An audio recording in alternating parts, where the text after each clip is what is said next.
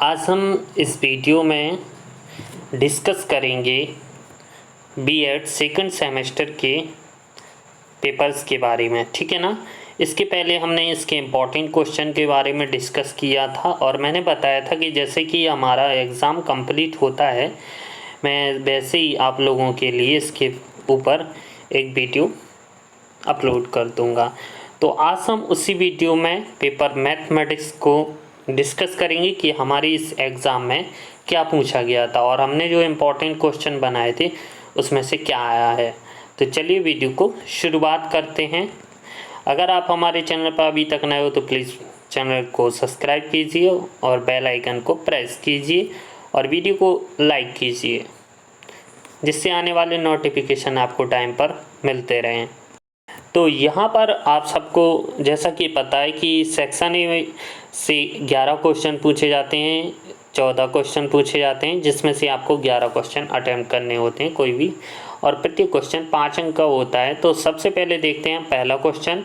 यहाँ पर पहला क्वेश्चन पूछा गया है कि गणित की प्रकृति को स्पष्ट कीजिए, कि गणित की प्रकृति क्या है, इसको स्पष्ट कीजिए, ठीक है ना।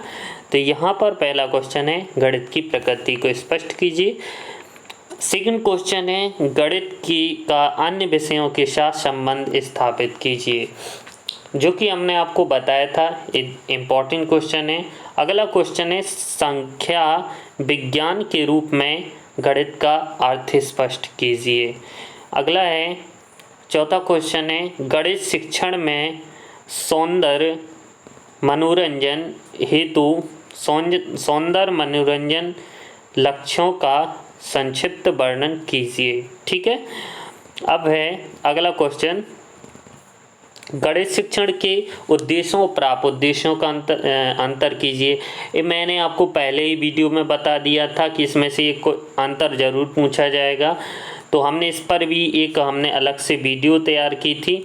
आई होप कि आपने सब लोगों ने इसकी वीडियो सीख ली होगी, ठीक है ना, सीखी होगी और आप एग्ज़ाम में करके आए होंगे।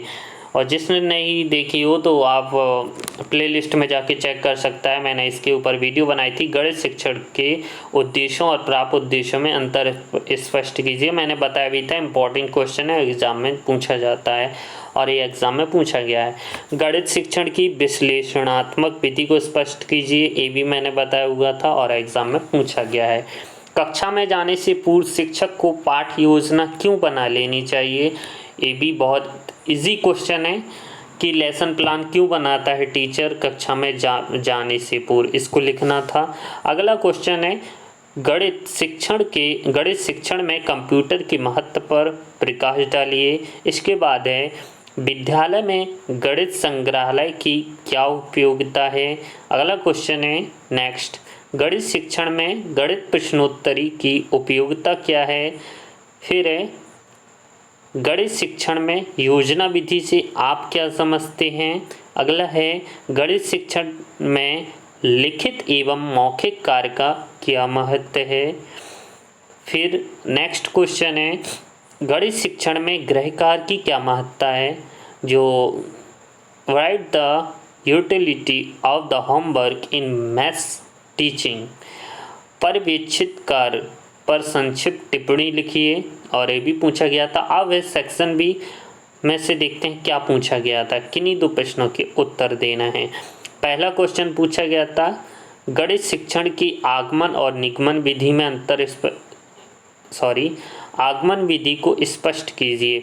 तो हमने पहले ही बता दिया था आगमन विधि क्या होती है, जिसमें पहले उदाहरण देकर नियम को प्रस्तुत किया जाता है और निगमन में पहले नियम को प्रस्तुत किया जाता है। तो इस तरीके से आप इसमें गुण सहित लिख सकते हो, आगमन के गुण क्या होते हैं, आगमन में क्या उदाहरण देकर प्रस्तुतिकरण करना होता है, प्रयोग करना होता है, ठीक है ना। फिर पुनरावृत्ति, इसी तरीके से इनके गुण दोष, फिर निगमन विधि के पद क्या होते हैं, इनके गुण और दोष लिखकर आप इनको आसानी से लिख सकते थे, ठीक है। अगला है गणित शिक्षण की मनोरंजन गतिविधियों को उदाहरण सहित बताइए। फिर है ब्लूम के गणित शिक्षण के उद्देश्यों का वर्गीकरण किस प्रकार कर सकते हो, विवेचना कीजिए। और अगला है पाठ्य योजना से आप क्या समझते हैं, इसकी महत्व पर प्रकाश डालिए। तो मैंने पहले ही बोला था कि एक लेसन प्लान पर क्वेश्चन ज़रूर आएगा और पूछा भी जाएगा। देखिए एक क्वेश्चन पूछा गया है, लेसन प्लान के ऊपर पूछा गया है, ठीक है ना। मैंने पहले ही बोल दिया था। यहाँ पर आपको दिख रहा होगा, पाठ योजना से आप क्या समझते हैं, इसके महत्व पर प्रकाश डालिए। तो इसमें कुछ नहीं लिखना था आपको। सबसे पहले यहाँ पर जो पाठ योजना, एक मिनट, जो लेसन प्लान है, लेसन प्लान के बारे में लिख देना था, थोड़ा डेफिनेशन शायद किसने दी है। फिर लेसन प्लान के स्टेप लिख देने थे, ठीक है ना, क्या क्या होते हैं, भूमिका, ठीक है। इसके बाद क्या करता है, प्रस्तुतिकरण, जो आपके हिरबर्ट नामक वैज्ञानिक ने दिए थे। फिर क्या करता है, प्रस्तुतिकरण, तुलनात्मक करता है, फिर प्रयोग करता है, फिर पुनरावृत्ति करता है। इसके बाद आप पाठ योजना, एक किसी गणित के शिक्षण के किसी एक पर पाठ योजना बना सकते हैं। आपको क्या है, 10 नंबर पर 400 से 500 शब्दों में लिखना है, तो थोड़ा बढ़ाना, इसके महत्व लिखना पड़े, महत्व भी लिखना है कि क्यों महत्व है पाठ योजना, ठीक है ना। फिर इस आप एक क्रिएट कर सकते हो लेसन प्लान अलग से, तो इस तरीके से आप लिख सकते हो। आई होप कि आपने अच्छा पेपर गया होगा। और अगर जो भी पुराने स्टूडेंट हों, ठीक है ना, जो आप वीडियो को देख रहे हों, तो ये क्वेश्चन ज़रूर पूछे जाते हैं। ये आने वाली आगामी सभी यूनिवर्सिटी के लिए इम्पॉर्टेंट रहते हैं। ये ज़रूरी नहीं रहता है कि हमारी ये यूनिवर्सिटी है तो हमारे लिए अलग क्वेश्चन होंगे, ठीक है। तो ये सभी के लिए कॉमन बेस क्वेश्चन रहते हैं, तो आप इन्हें ज़रूर प्रिपेयर करके एग्ज़ाम में जाइए, क्योंकि ओल्ड पेपर के क्वेश्चन पूछे जाते हैं एग्ज़ामिनेशन में।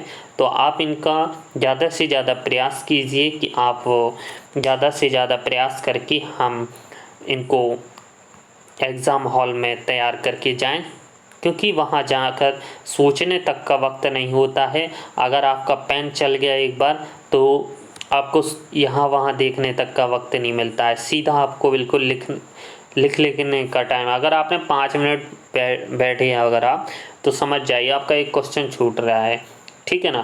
तो चलिए फिर मिलते हैं किसी एक नई वीडियो के साथ, जिसमें हम डिस्कस करेंगे इसके पूरे अटेम्प्ट क्वेश्चन के बारे में, कैसे लिखना है, क्या करना है। अगर चाहते हो तो कमेंट कीजिए, मैं ज़रूर बनाऊँगा। तो वीडियो अच्छी लगी हो तो प्लीज़ वीडियो को लाइक करिए, चैनल को सब्सक्राइब कीजिए, बेल आइकन को प्रेस कीजिए। फिर आने वाली वीडियो जो हमारा पेपर होगा, आने वाला paper language across the curriculum, तो इसको मैं परसों अपलोड करूँगा जैसे ही मेरा पेपर होता है।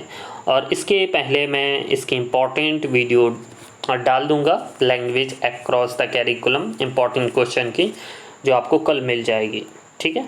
Thank you.